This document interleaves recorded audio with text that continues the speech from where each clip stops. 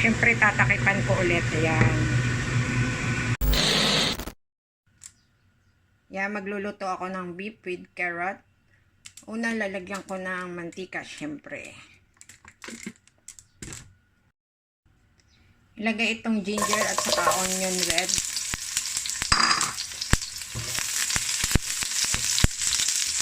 Yan. Yan, kapag mabango na at nagisa na yan, ilagay itong beef.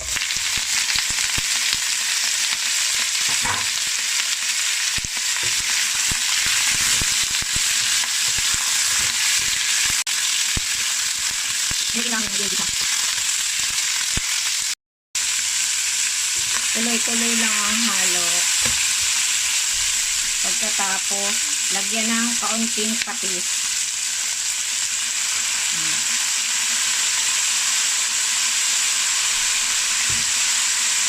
Haluin.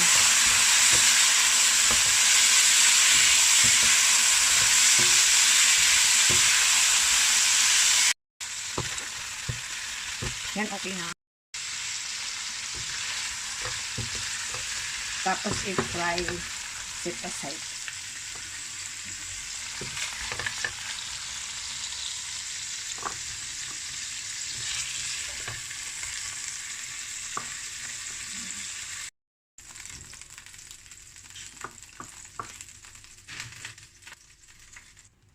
Ngayon, dagdagan lang ng konting mantika. I-fry ito. Malaking onion, yung yellow onion. Fry.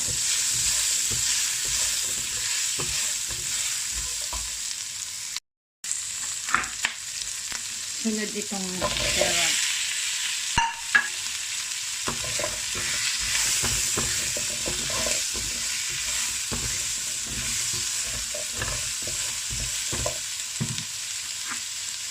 Sunod yung kamatis.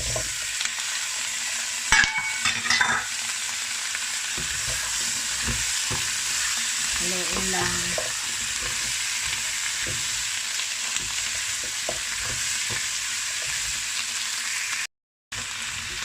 Tuloy-tuloy lang ang halo, parang linigis sa din.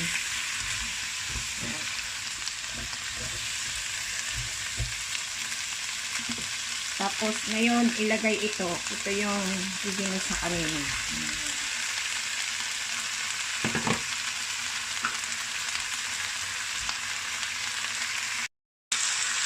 Tapos, yung ilagay, haluin.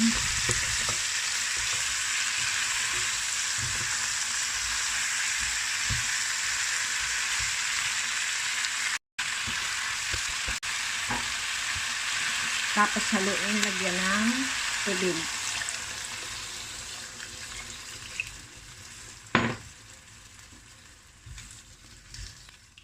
Yan, pagkalagay ng tubig, lagay itong rock sugar. 2 malaki lang ang nilagay ko. Kung maliit, di dagdagan nyo na lang. Malaki kasi yung size ng sugar. So, takpan. Hintayin natin kumulo yan.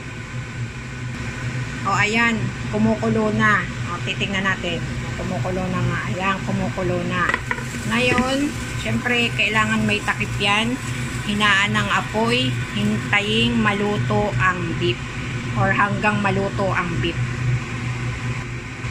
Ayan, at naka 45 minutes na nga yan. So, titingnan ko. Haluin lang. Ayan, kukunti na yung tubig. Dahil nga ito yung tubig ko yung tama lang. Ngayon, tutusukin ko yung meat. Ayan, okay na. So, kung gusto mo naman ng malambot na malambot, is another 15 minutes hanggang sa makuha mo yung gusto mong lambot. Ay, yan o, okay naman na. Sabi nga ng nanay ko, kapag ang meat ay natutusok na ng tinidor, ibig sabihin, luto na siya. So ngayon, dahil gusto nga dito ay malambot, iraran ko pa siya ng 15 minutes.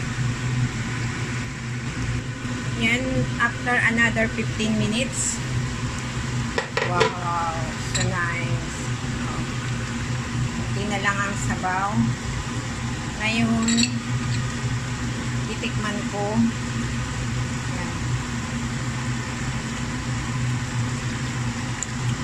Ayan, okay na ito.